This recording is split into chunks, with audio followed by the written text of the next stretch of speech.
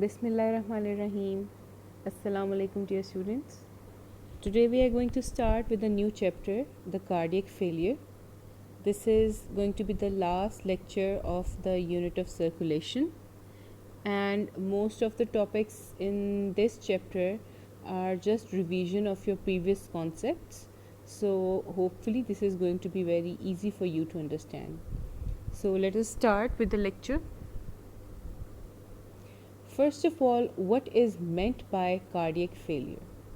Cardiac failure is the inability of the heart to pump enough blood to meet the body's needs due to any heart condition that reduces its ability to pump blood. So, whenever, due to any reason, the contractility of the heart is affected, the heart now becomes unable to pump enough blood to meet the demands of the body. So this is known as the cardiac failure. Now, what are the signs and symptoms of a person suffering from cardiac failure?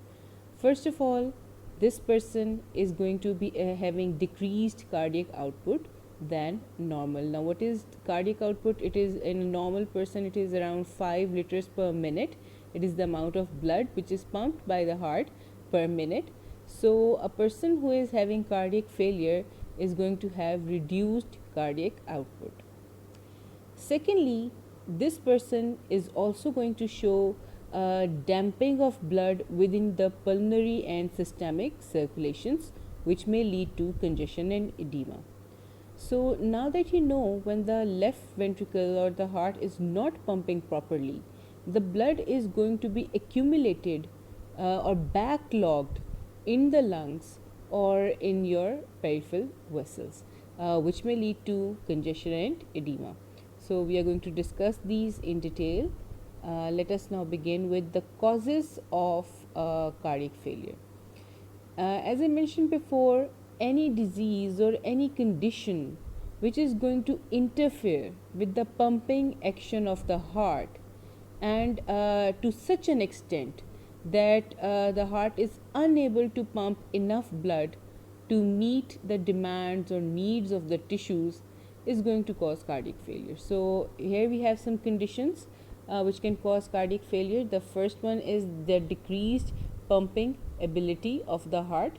This can be due to any drug, any condition, any injury to the cardiac cells. Then there is decreased coronary circulation.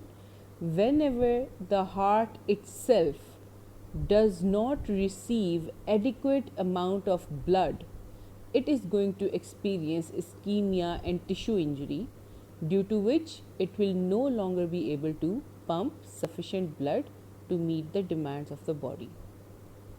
Then if we have any damage to the heart valves, this is also going to result in inadequate pumping function of the heart. Any external pressure around the heart, especially as I mentioned in previous lectures, that heart is surrounded by a layer or a covering known as the pericardium, and if there is any fluid present between the heart and the pericardium, this fluid is going to compress the heart and it is going to interfere with the ability of the heart to expand and contract. So any external pressure around the heart, it can be pericardial effusion, it can be the fibrosis of the pericardium, or due to any infection, it can be a tumor. So any external pressure around the heart is also going to interfere with the pumping ability of the heart. Then vitamin deficiencies, like I mentioned in previous lectures, especially deficiency of vitamin B complex, deficiency of thiamine, riboflavin, niacin, all of these vitamin deficiencies can lead to cardiac failure. How they do that, I will be discussing in the coming slides. Severe hypertension. This can be due to increased peripheral resistance. So when the heart has to pump against higher pressures, such as increased total peripheral resistance, this may lead to hypertrophy of the heart, and which may interfere with the pumping action of the heart. So severe hypertension can also lead to cardiac failure. Then any valvular or congenital heart disease can be also a factor or in decreased cardiac activity or may lead to cardiac failure. So here we have some causes of cardiac failure. We will be discussing some of these in detail in the coming slides. So let us now begin with the types of cardiac failure. So you might come across various classifications of cardiac failure depending upon the site of the heart which is involved. Suppose if there is only one side involved, such as the right side or the left side, it is going to be called as unilateral cardiac failure. If both the sides, right and left sides are involved, this is going to be called as bilateral cardiac failure. If there is cardiac failure despite being high cardiac output, the condition is going to be called as high cardiac output cardiac failure. If there is reduced cardiac output, it is going to be called as low cardiac output cardiac failure. So you can also classify on the basis of the side of the heart which is involved, on the basis of cardiac output, whether it is high or low. You can even classify cardiac failure on the basis of it being compensated or uncompensated. So you are going to come across various multiple classifications of cardiac failure, but here we are going to discuss the unilateral and bilateral cardiac failures. We are going to discuss high cardiac output and low cardiac output cardiac failures, and we are going to discuss cardiac failure on the basis of compensation. So let us begin with the unilateral and bilateral cardiac failure. So unilateral cardiac failure means that only one side of the heart is involved or affected. Suppose this is the right side of the heart and this is the left side of the heart. This is right atrium, right ventricle. This is left atrium and left ventricle.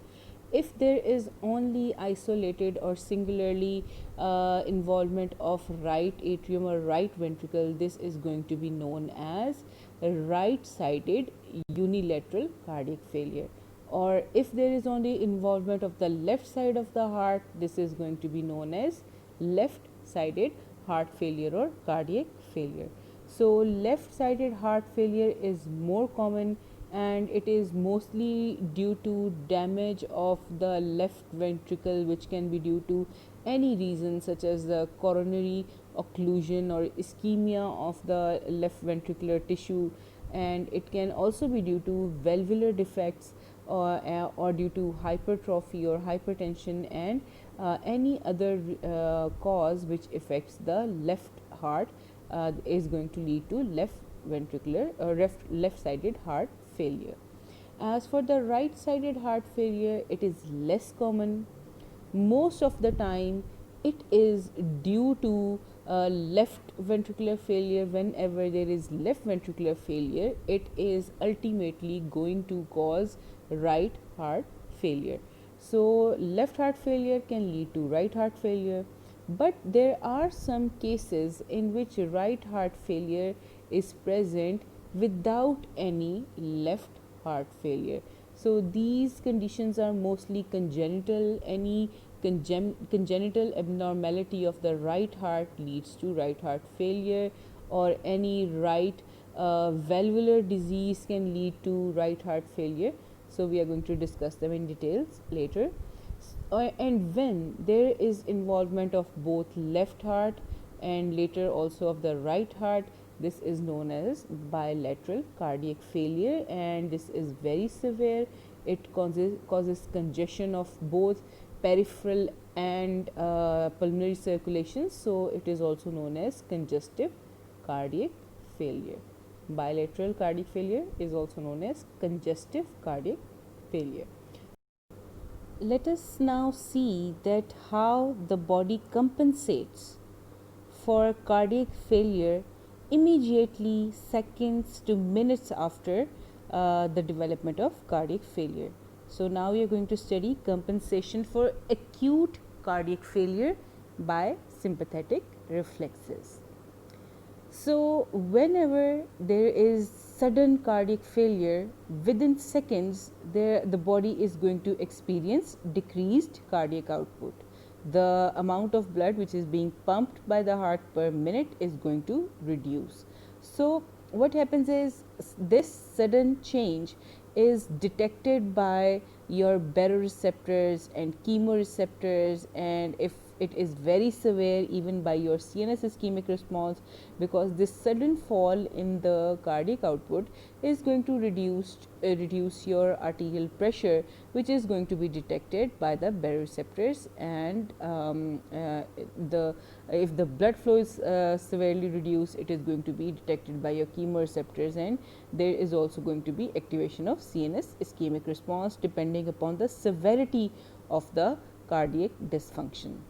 All of these mechanisms are going to cause sympathetic activation of your vascular system. You already know how this is going to happen. Baroreceptors and chemoreceptors are going to send signals through the 9th and 10th nerve to the nucleus of tractus of Saltatorius within your brainstem, which is going to cause vasoconstriction by activating your vasoconstrictor area, and it is going to increase your cardiac activity by activating your cardiac acceleratory area, which is going to increase your heart rate and heart contractility. So this strong sympathetic stimulation of the vascular system is going to lead to increased heart rate and increased heart contractility. There is going to be vasoconstriction, and as you already know, when there is vasoconstriction, vasomotor tone, when it is increased, it is going to lead to increased mean systemic filling pressure, which is going to increase the venous return.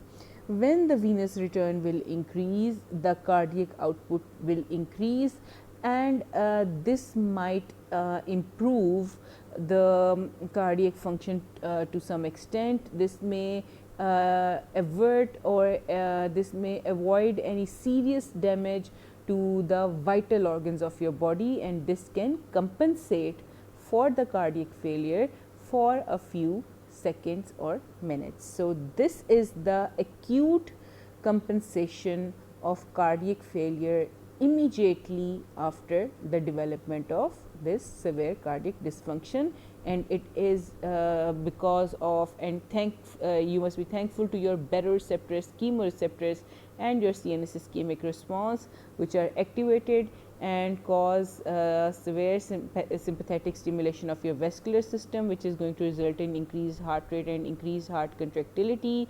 There is going to be increased vascular tone due to vasoconstriction, which will lead to increased mean systemic filling pressure, which is the force which drives the blood back towards the heart, which is your venous return. So when your venous return will increase, your cardiac output will increase.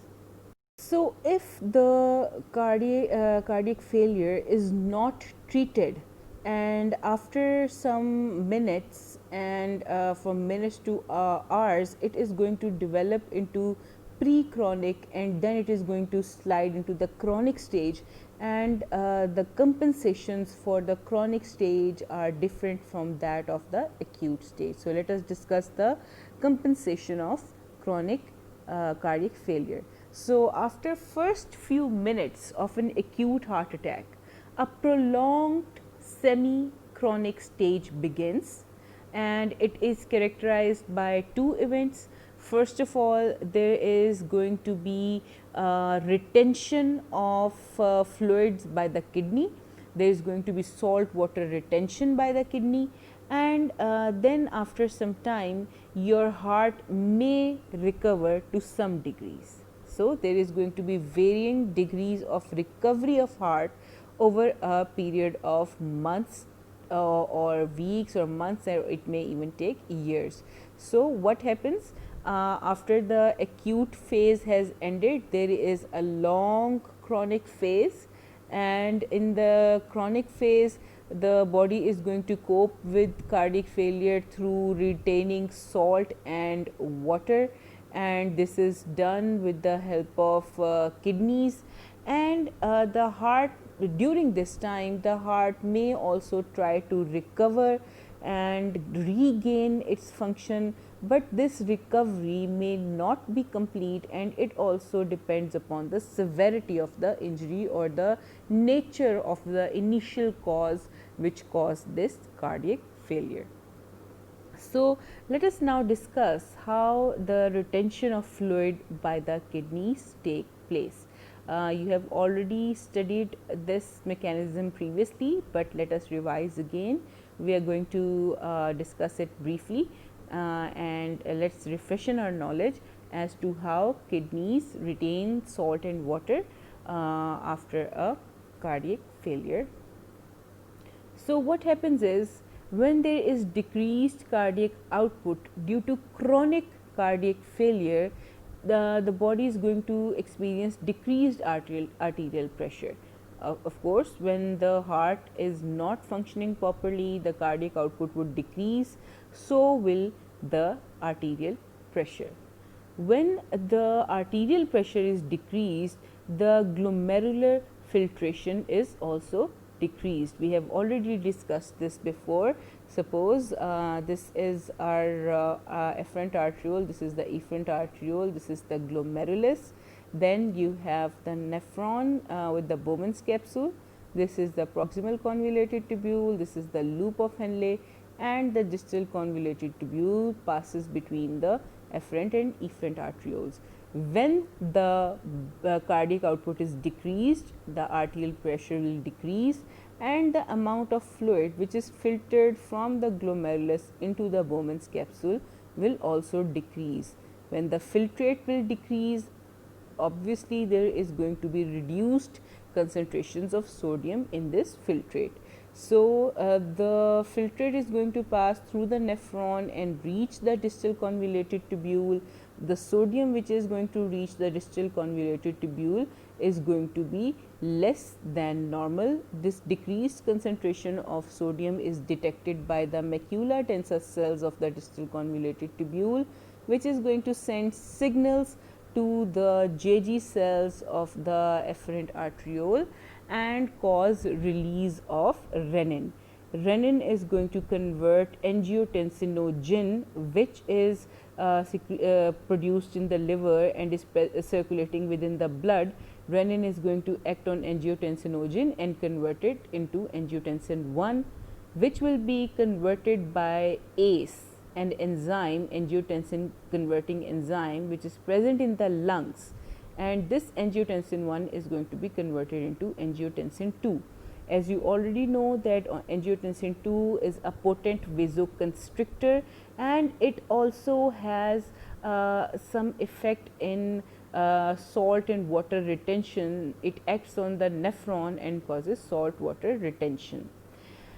Angiotensin, renin-angiotensin system may also lead to the secretion of aldosterone, and there is also in chronic cardiac failure or decreased cardiac output, there is going to be ultimate secretion of ADH from your posterior pituitary. So, both aldosterone and ADH are going to act on the nephron and cause salt water retention. So, we have salt water retention due to renin-angiotensin system, and we have salt water retention due to aldosterone and ADH. All of this salt water retention is going to result in increased blood volume within the blood vessels, and you already know when the blood volume will increase, it will result in increased mean systemic filling pressure, and increased mean systemic filling pressure is going to result in increased venous return. Again, if you need me to revise what is meant by mean systemic filling pressure, I'll gladly do it for you again. Mean systemic filling pressure is a hypothetical condition in which if you instantaneously stop your heart allow your blood to be equally distributed in your circulatory tree, and at that time you see the pressure which is being exerted by the blood on the vessel walls. This pressure is known as mean systemic filling pressure. It is around 7 millimeter mercury. It is the force with which heart pushes, it is the force with which blood is moves towards the heart, that is venous return. So, mean systemic filling pressure determines the venous return, and it depends upon two factors: the amount of blood which is present within the blood vessels and also the tone of the blood vessels. So, as you can see in this condition, when the blood volume is increased, the mean systemic filling pressure is also going to increase, which will result in increased venous return. So, when venous return is going to increase, the cardiac output is going to increase, which will help in better perfusion of tissues and may help with the cardiac failure.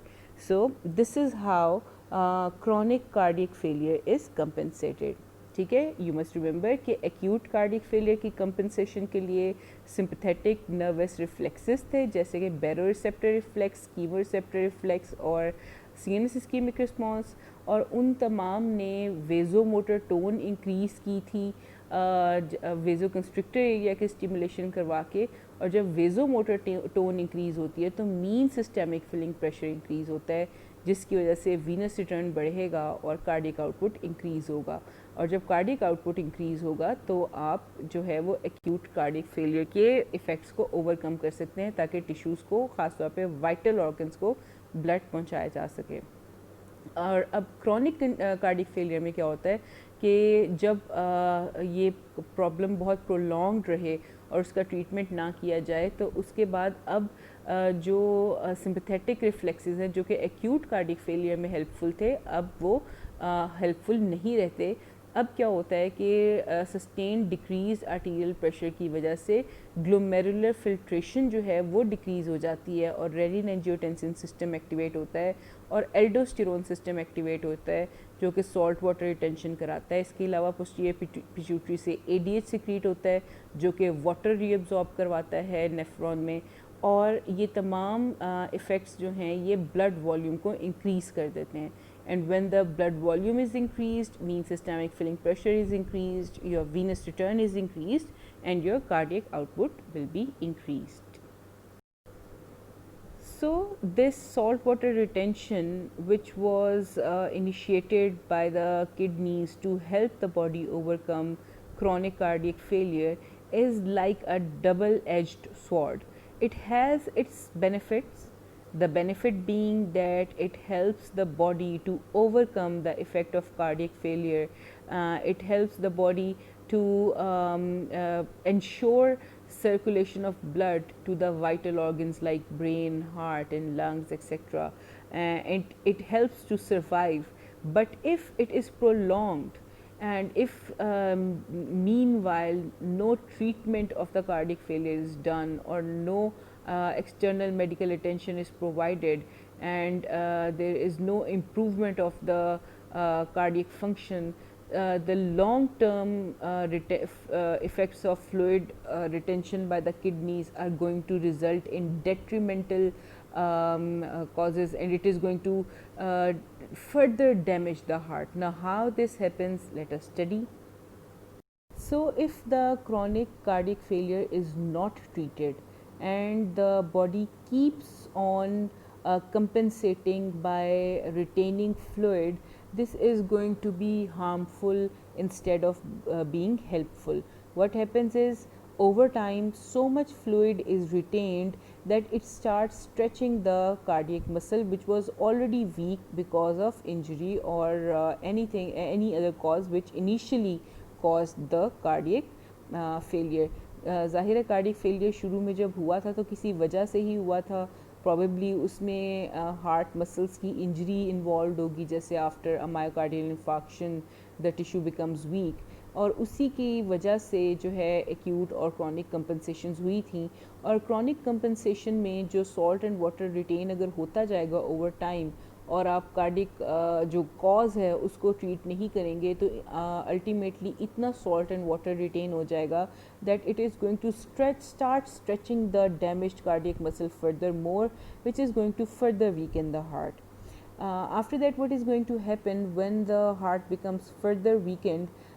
Suppose there is the further damage or weakening of the left ventricle, its cardiac output is going to fall further down. The cardiac output is going to reduce. When the pumping action of the heart is affected and cardiac output is reduced, there is going to be accumulation of blood in the left ventricle, which is going to lead to accumulation of blood in the left atrium. और इस तरह retrograde damming of blood होना शुरू हो जाती है. अगर left atrium के अंदर ब्लड एक्यूमुलेट होगा तो जाहिर है पल्मनरी वेन के अंदर ब्लड एक्यूमुलेट होगा और एल्वियोलाई के जो कैपिलरीज हैं, पल्मनरी कैपिलरीज, उनके अंदर ब्लड एक्यूमुलेट होना शुरू हो जाएगा. तो this back logging of blood और damming of the blood in the left atrium and in the pulmonary vessels is going to have very detrimental effects. As the pulmonary capillary pressure will increase, it is going to lead to filtration of fluid from the pulmonary capillaries into the lung tissues, into the alveoli, and the alveoli are going to be covered with fluid, and they are going to there is going to be accumulation of fluid within the alveoli, and there will be inadequate exchange of gases between the lungs and the blood. So this is going to lead to decreased oxygenation of blood, and this is further going to affect the cardiac function.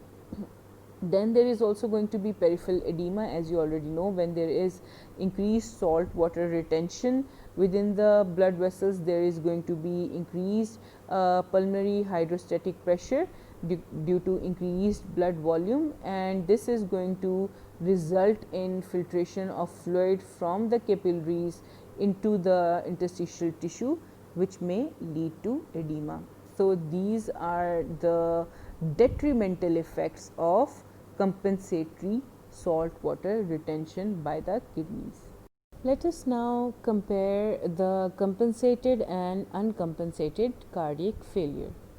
So what is compensated cardiac failure? Whenever the acute compensatory mechanisms like the baroreceptor, chemoreceptor and CNS ischemic responses, and the chronic compensatory mechanisms like the renin-angiotensin aldosterone system and salt water retention because of them, and salt water retention, especially water retention because of ADH, these acute and chronic compensatory mechanisms, when together, they are successful in bringing the cardiac output to normal or almost normal values. Such heart failure is known as compensated cardiac failure, because the acute and chronic compensatory mechanisms were able to compensate for the heart failure and bring the cardiac output to normal. So now this heart failure is known as compensated cardiac failure. But you must remember two characteristics of people who are suffering from compensated cardiac failure. First of all, these people are going to have greater than normal right atrial pressure. Normal right atrial pressure is around 0 millimeter mercury. These people are going to have raised values of right atrial pressure. Why? Because the acute compensation results in increased vasomotor tone of the blood vessels because of increased vasoconstriction, and the chronic compensation leads to increased blood volume because of salt water retention. So both of these, the increased vasomotor tone and increased blood volume, are going to lead to increased venous return because of increased mean systemic filling pressure. So when the venous return will increase, the amount of blood which is returning to the right atrium is going to increase. This will cause increased right atrial pressure.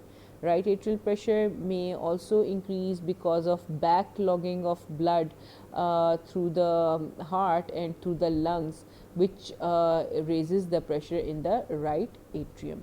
So another feature this person is going to have is the reduced cardiac reserve. We have already discussed what is cardiac reserve. It is the amount of extra blood or cardiac output which can be pumped out during exercise. So this is over and above the normal cardiac output, and because this person is suffering from cardiac failure, this person is going to have reduced cardiac reserve. That is, the cardiac output is not going to be able to match the requirements of the body during exercise. As you know, during exercise, the cardiac output in a healthy person may increase to as high as 20 liters per minute. So, but this compensated heart in this compensated cardiac failure, the cardiac reserve will not be able to rise to these high values. So, these are the two characteristics of compensated cardiac failure. Despite there being compensation, there is going to be reduced cardiac reserve. The person can function normally under normal resting conditions, but once if the person starts exercising or faces any stress, this cardiac output is not going to prove enough to face the demands of the body. So, the cardiac reserve is reduced. Also, there is going to be increased right atrial pressure in such person. Now discuss what is meant by decompensated cardiac failure.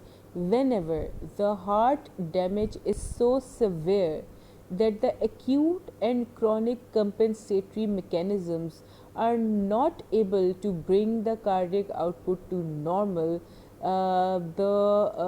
this is known as decompensated cardiac failure.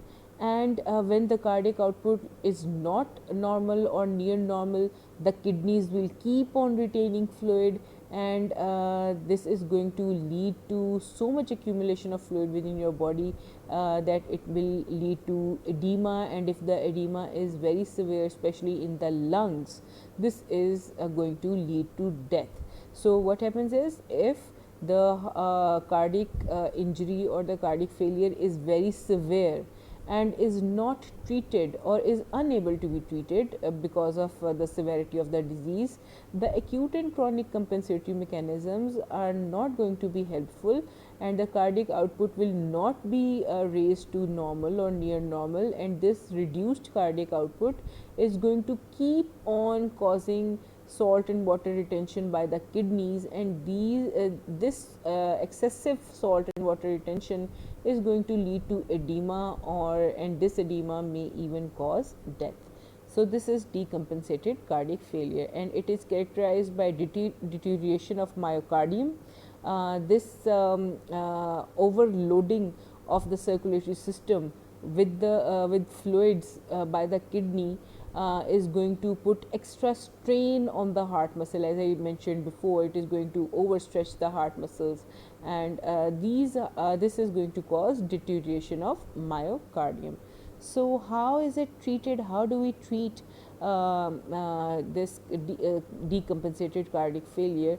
What we do is we start giving drugs like Digitalis, which strengthen the contraction of the heart, and we give some drugs like diuretics, which causes secretion of sodium and water from the body to reduce this overloading of the system with fluids.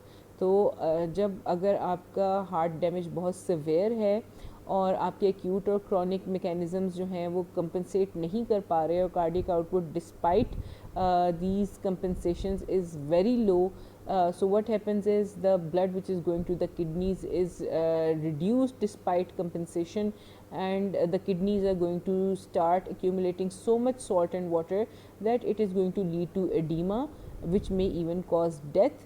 And this overloading of the body with fluids is going to stretch the myocardium further, and it can further damage the heart. And to treat this, we give drugs like Digitalis, which strengthen the heart, and we also give drugs like diuretics.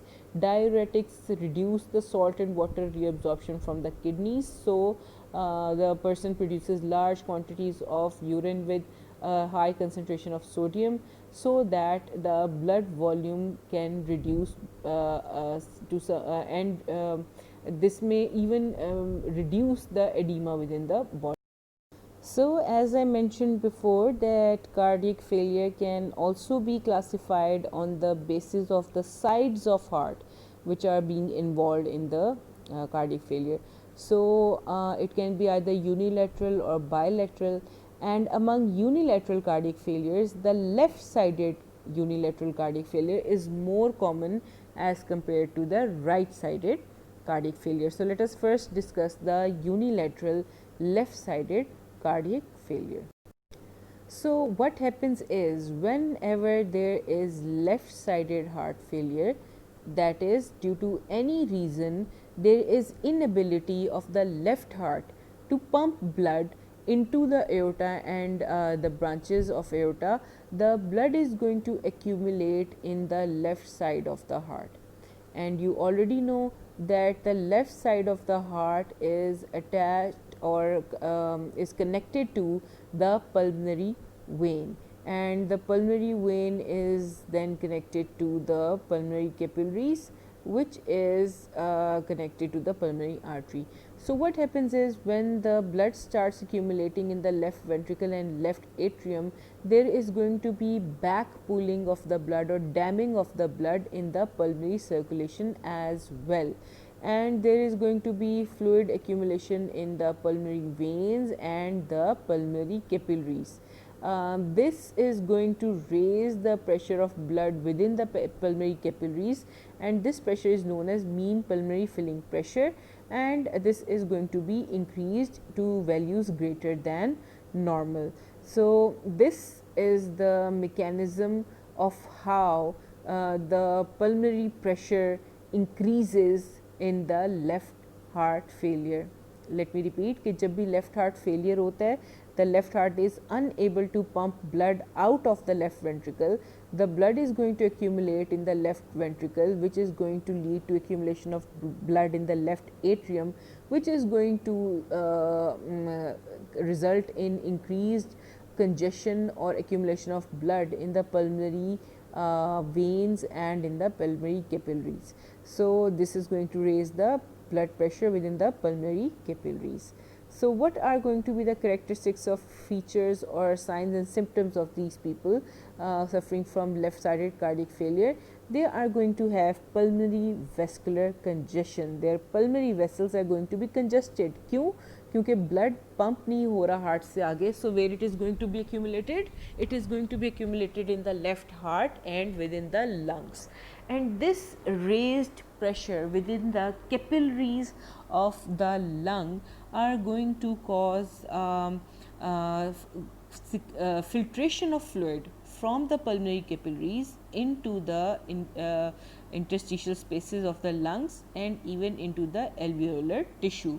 So, when there is going to be accumulation of the fluid in the interstitial space of the lung or within the alveoli, this is going to affect the exchange of gases between the lungs and the pulmonary capillaries. This is going to affect the oxygenation of the blood, and the blood reaching tissues of the peripheral organs is going to carry less oxygen than normal, which may lead to ischemia of those tissues. So, what happens is in a person suffering from left heart failure, there is going to be pulmonary vascular congestion because of backlogging or damming of blood in the pulmonary vessels, and there is going to be pulmonary edema because this congestion of blood is going to lead to greater rates of filtration and greater amount of fluid is going to be filtered into the interstitial space. This is known as pulmonary edema, and this pulmonary edema is going to result in reduced exchange of gases between the lungs and the blood, and the tissues of the body are going to receive less oxygen than normal. Let us now discuss the unilateral right heart failure, which is very rare. Now, why do I keep saying that right heart failure, isolated right heart failure, यानी कि bilateral नहीं, सिर्फ अकेला right heart failure जो है, this is very rare. Let me explain why. For this to understand, let us draw this simple circulatory tree. Here we have the superior and inferior vena cava, which drain into the right atrium, and right atrium drains into the right ventricle.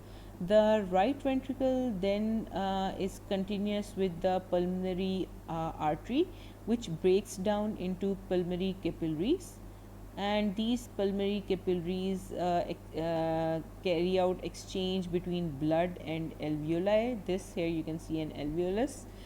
These pulmonary capillaries then join to form the pulmonary vein, which carries oxygenated blood to left atrium, from where the blood is carried to the left ventricle, and the left ventricle pumps blood into the aorta. So here is a systemic diagram of how the circulatory system is arranged. So whenever there is any damage to the left ventricle or the left atrium, or whenever there is left heart failure and the heart is unable to pump blood into the aorta, and the blood starts to accumulate within the left ventricle and the left atrium, this is going to cause accumulation of blood in the pulmonary circulatory tree. What will happen is there is going to be backlogging of blood and damming of blood within the pulmonary vein, within the pulmonary capillaries, and within the pulmonary artery. This is going to cause the congestion of the pulmonary circulation. Now what will happen is that the right heart or the right ventricle will have to pump blood against greater pressures than normal because of the congestion of the pulmonary tree. ठीक है, तो ये जो pulmonary tree के अंदर fluid बहुत ज़्यादा accumulate हो गया था, वो यहाँ का प्रेशर भी बहुत ज़्यादा इंक्रीज़ कर देता है. Like I told you in the previous slide that the mean pulmonary circulation pressure or the mean pulmonary pressure is also raised. Now the ventricle has to pump against greater pressures, which is going to lead to right ventricular hypertrophy or may even lead to right ventricular failure. This will cause increased right ventricular pressures, which is going to cause increased right atrial pressures. So most of the time left ventricle leads to a left ventricular failure or left heart failure leads to right heart failure, and I told you the mechanism how this happens. So there are very rare incidents of isolated right heart failure. ठीक है, बहुत कम इस तरह होता है कि अकेला right heart failure जो है वो पेशेंट के अंदर हो, and this can be only due to some congenital diseases of the right ventricle, like congenital deformations or abnormalities of the valves of the right heart, like the pulmonary valve or the tricuspid valve, or it can be due to any septal defects of between the left and right atrium and the left and right ventricle, which causes shunting of blood from left heart towards right heart and leading to increased pressures within the right ventricle. So this is why I always mention that the right ventricular failure or right heart failure is very rare. Isolated right heart failure is very rare, sorry, and it is mostly accompanied by left heart failure, and it mostly develops after left heart failure, and that condition is known as bilateral cardiac failure or congestive cardiac failure.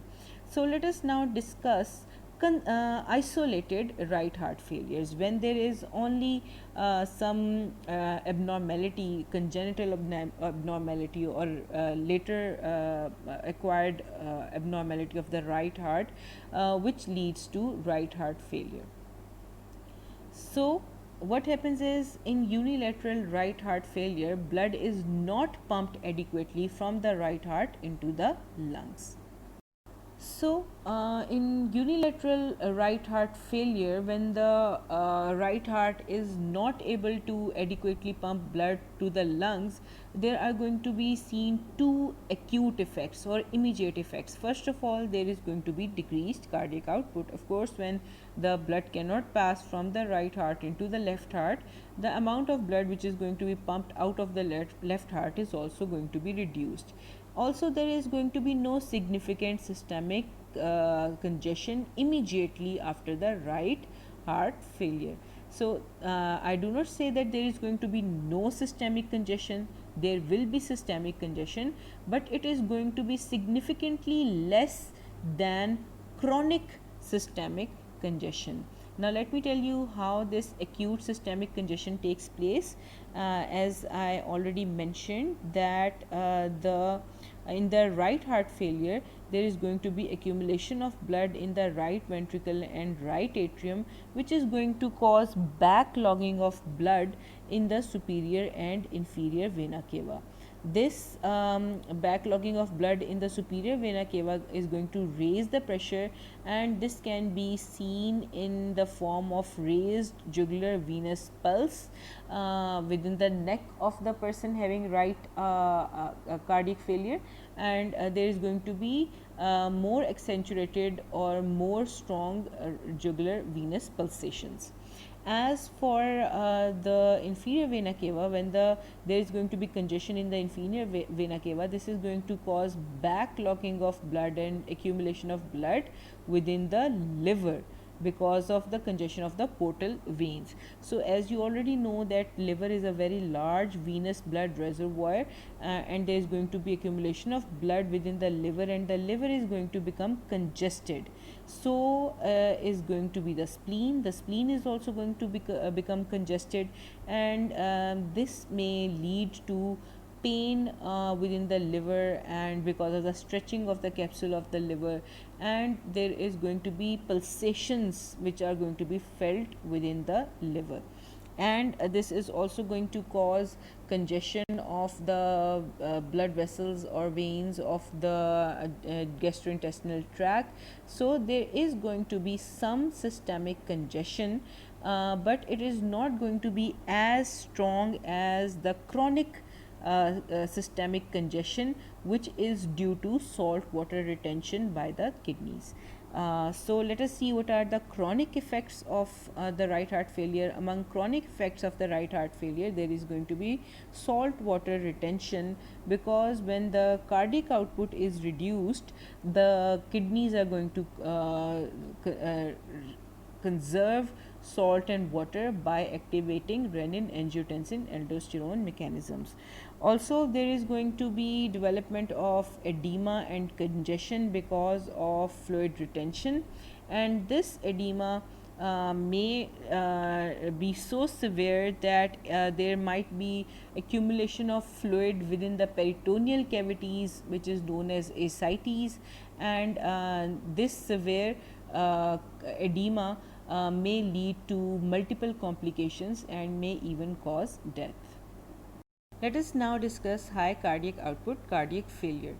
So, what happens in high cardiac output failure is that the demands of the tissues are so abnormally increased or high that the normal cardiac output of a normally functioning heart is not enough or adequate to meet these high demands.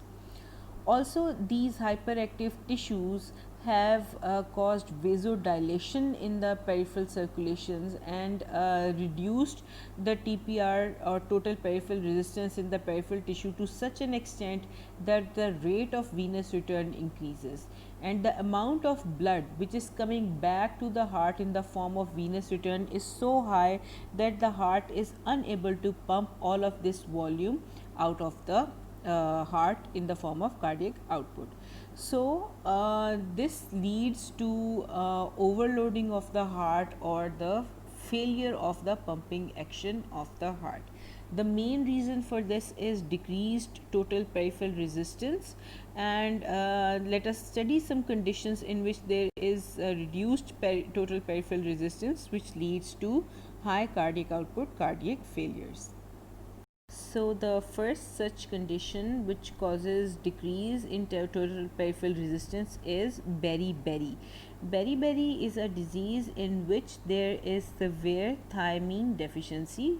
Thiamine is basically vitamin B1, which is very necessary and required by all the cells of the body to convert nutrients into energy form. So thiamine is a cofactor which is required by the body or by the cells to convert nutrients into energy. So when there is no thiamine or deficiency of thiamine, these metabolic reactions do not take place and there is no energy formed by the breakdown of nutrients. So what happens in this condition is, suppose this is a tissue which is deficient in thiamine. So when the blood vessels carry nutrients to this cell, ये cell इन nutrients को convert break down नहीं कर पाएगा, metabolise नहीं कर पाएगा, क्योंकि इसके पास थायमीन मौजूद नहीं है, जिसकी वजह से ये उनसे एनर्जी जो है वो प्रोड्यूस नहीं कर पाएगा. This cell which is unable to convert nutrients into energy is deprived of energy and is unable to meet its metabolic demands. So what this cell does is it causes dilation of the blood vessels around it, and in an attempt to increase the blood flow to the tissues so that more nutrients can be carried to it and its high metabolic demands can be met. Let me repeat, beriberi एक ऐसी disease है जिसमें vitamin B1 यानी कि thymine की deficiency होती है, जिसकी वजह से टिश्यूज़ न्यूट्रिएंट्स को एनर्जी कंपाउंड्स में कन्वर्ट नहीं कर सकते, उनको ब्रेक डाउन नहीं कर सकते, जिसकी वजह से इनकी मेटाबॉलिक डिमांड जो है वो मीट नहीं होती और टिश्यूज़ जो हैं they cause vasodilation, they send signals to the blood vessels in their periphery to cause dilation, and when this vasodilation occurs there is a marked decrease in the total peripheral resistance. Another condition which causes decreased total peripheral resistance is thyrotoxicosis, in which there is increased secretion of thyroid hormones T3 and T4 by the thyroid gland. These thyroid hormones are responsible for increased metabolism of the tissue. When these hormones T3 and T4 act on tissues of the body, they increase their metabolism, and when the metabolism of a cell increases, we know that it utilizes its oxygen, and the oxygen in around it decreases, and it produces large quantities of vasodilators like carbon dioxide, hydrogen ions and potassium ions. These vasodilators cause vasodilation of the vessels around this cell, and also the decrease of oxygen causes the smooth muscles of the vessels to relax. So together decreased oxygen and increased vasodilators produce marked vasodilation of the blood vessels and reduce total peripheral resistance. Then another condition in which there is decreased total peripheral resistance is AV fistula. So what is AV fistula? AV fistula is a connection or a pathway present between an artery and a vein which bypasses capillaries and arterioles. As we already know that arterioles are very high in resistance, in fact they are the most resistant vessels of the circulatory tree. So whenever there is present an abnormal pathway or bypass between the arteries and the veins, bypassing the capillaries or the arterioles, this is known as AV fistula. And since the high resistance portion of the circulation, that is the arterioles, are bypassed, so the total peripheral resistance is decreased. As you already know that large arteries divide into smaller arteries, these smaller arteries divide into arterioles which are very richly supplied and also by sympathetic nerves, and also have thick smooth muscle coat. These arterioles divide into capillaries, and these capillaries join to form venules, and then venules they combine to form veins. So as you already know that the highest point of resistance in the circulatory tree is the arterioles. If there is present an abnormal connection or pathway between the arteries and the veins bypassing the capillaries and the arterioles, the blood is going to pass from the arteries into the veins through the fistula, and it is going to bypass the capillaries. So the blood is not going to face the resistance of the arterioles and the capillaries, and it is going to bypass them. So this also reduces the total peripheral resistance. So all of these conditions reduce the total peripheral resistance and increase the venous return, and this venous return is sometimes so high that the heart is unable to pump it all, and it is overloaded by this increased venous return, which leads to high output cardiac failure. Let us now discuss edema within cardiac failure. Edema is the accumulation of fluid in the interstitial spaces, and this may lead to various complications. So, edema is very common in chronic cardiac failure and not so common in acute cardiac failure. As I already mentioned that during acute cardiac failure there is decreased cardiac output. When there is going to be decreased cardiac output, the capillary pressure is going to fall, and when the capillary pressure is going to fall, there is going to be reduced filtration of fluid from the capillaries into the tissues. So there is no reason for edema to occur during acute cardiac failure. But on the contrary, during chronic cardiac failure, there is going to be activation of chronic compensatory mechanisms in which there is salt water retention due to renin, angiotensin, aldosterone system, and due to ADH secretion. So when there is large quantities of retention of water, and the blood volume increases to abnormally high values, there is going to be increased capillary pressure, which is going to lead to filtration of fluid into the interstitial space and cause edema. So, edema is caused by fluid retention by the kidneys that increases the mean systemic filling pressure and capillary pressure. As we already know what is the cause of retention of fluid in chronic cardiac failure, there is going to be decreased arterial pressure, there is going to be decreased GFR, which is going to activate the renin angiotensin system, which will result in salt water reabsorption. There is also going to be aldosterone secretion, which is going to cause salt water absorption, and there is going to be ADH secretion, which is going to cause reabsorption of water from the nephrons.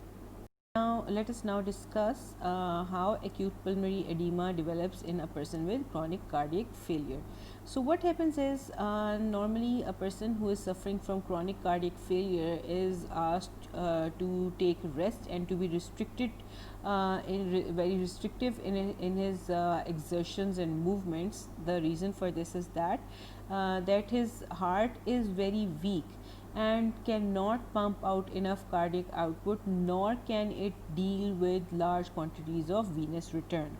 तो होता क्या है कि a person who is suffering from chronic cardiac failure, whose heart is already weak, when this person starts to exercise or starts to exert himself or faces any kind of physical or emotional stress, there is going to be increased load on his heart. अब अगर ऐसा शख्स जिसको bed rest advised है, if this person starts to walk or starts to exert himself or starts exercising, what is going to happen that the venous return, which is going to return to his heart because of this exercise, is going to put an additional load on his heart, which is already weak.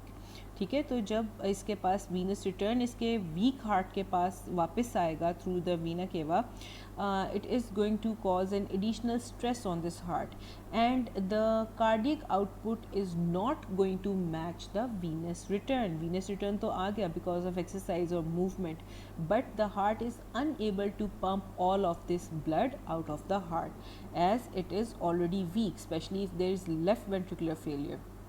The heart won't be able to pump out this blood, and it is going to accumulate within the left atrium, left ventricle, and this is going to cause damming or backlogging of blood within the lungs and within the pulmonary circulation, which would lead to increased pulmonary capillary pressures, and this will result in pulmonary edema. अब जब pulmonary oedema हो जाएगा तो there is going to be fluid accumulation within the alveoli and the tissue spaces, and which would reduce the exchange of gases between the blood and the alveoli. This will result in decreased oxygenation of blood. अब ये blood जब peripheral tissues के पास जाएगा carrying lesser than normal oxygen, the demands of the tissues will not be met, and because of reduced oxygen within the blood, there is going to be peripheral vasodilation according to the oxygen demand theory. And when there is going to be peripheral vasodilation, the venous return is further going to increase, and this venous return is going to return to an already weak heart, which is further going to deteriorate the function. The cardiac output is further going to fall, and there is going to be more accumulation of the blood within the left heart and the lungs, further deteriorating the pulmonary edema. तो इस तरह एक vicious cycle शुरू हो जाता है, which if not treated will ultimately lead to death.